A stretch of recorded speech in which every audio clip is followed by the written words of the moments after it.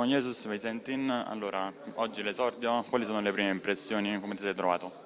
No, mi sono trovato bene. La squadra sapevamo che era una partita dura, con una signora squadra che ha dimostrato ai primi minuti che sa giocare a calcio.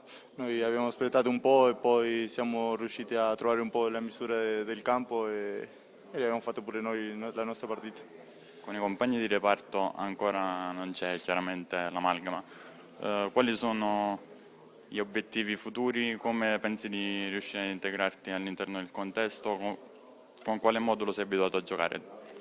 No, penso che è normale, da giovedì che ci stiamo allenando insieme e ci sono i ragazzi che non ci conoscevamo, penso che per quello che per questi pochi giorni che stiamo insieme abbiamo fatto bene.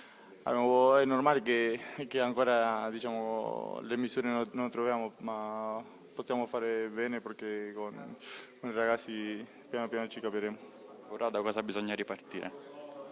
Ah, dobbiamo cercare di andare a Cosenza a prendere i 3 punti, dopo quello che arriva arriva, però sempre lottare e lasciare tutto per questa maglia.